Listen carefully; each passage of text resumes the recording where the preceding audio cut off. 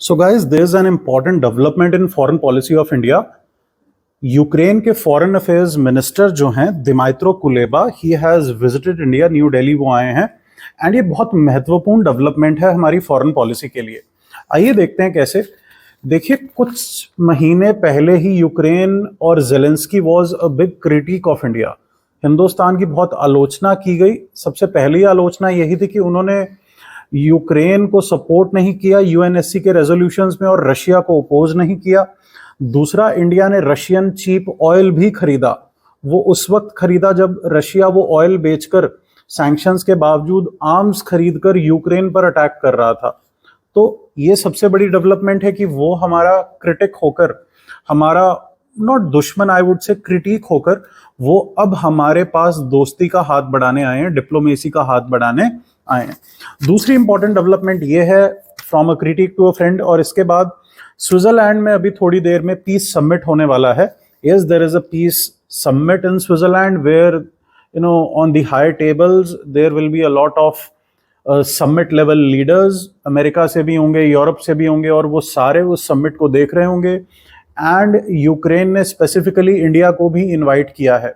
वो क्यों किया है? See, India is a very good friend of Russia, and today Ukraine wants that India कल को अगर टॉक्स होती हैं, पीस टॉक्स होती हैं रशिया और यूक्रेन में, जो ऑब्वियसली होंगी, war also ends in peace and war also ends in talks.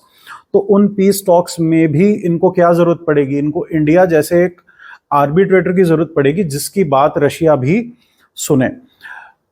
चाहे रशिया हमारी बात सुने ना सुने, लेकिन they would want that India should act a neutral player, and India is also an important part of UNSC non permanent members. Her time India उनमें select होता है, तो फ्यूचर के लिए भी यस, इंडिया से रिलेशंस बहुत अच्छे ही चाहिए यूक्रेन को।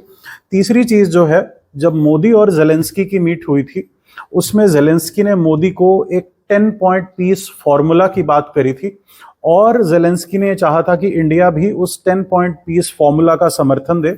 वो यही था कि रशिया अपने सिपाहियों को यूक्रेन की धरती से अनकंडीशनली बाहर ले जाए, यूक्रेन के जो प्रिजनर्स ऑफ वॉर्स हैं उनको रिटर्न कर दे, डी न्यूक्लियराइज करे यूक्रेन वाला एरिया। और चौथी चीज ये थी कि पीस नेगोशिएशंस में जल्दी बैठे एंड वॉर रेपेरेशंस वगैरह, ये सारी चीजों की बात थी उसमें। सो Ukraine also wants India on that table, it desires a neutral India. अब अगर यूक्रेन का फॉरेन मिनिस्टर इंडिया में आया है और रशिया यूक्रेन वॉर चल रहा है, तो रशिया भी इस चीज को बिल्कुल देख रहा होगा, बिल्कुल क्लोजली वॉच कर रहा होगा, और इंडिया को भी यहाँ पर बहुत ध्यान से चलना है। इंडिया को भी, रशिया को भी, India can't be enemies with Russia as well, और रशिया को भी नाराज नहीं करना है। साथ के साथ इनको यूक्रेन को भी पेसिफाई करना है कि yes, we are a peace loving nation and we stand by our foreign policy goals of, let us say, Vasudev Kutumbakam and Gandhian peace policy and Panchsheel and all those things. So it is a very very important development।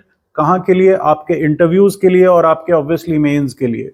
Mains में India की foreign policy किस मुकाम पर है और India की foreign policy किस तरह से ग्रो कर रही है, ये सारी चीजें भी यहाँ पर डल सकती हैं। यस, अगर कोई इंडिया को इनवाइट करने आया है और इतने महत्वपूर्ण कंट्रीज के बीच में इनवाइट करने आया है, it certainly means what? It certainly means that India's growing geopolitical clout is being recognized by all the countries of this world. Thank you.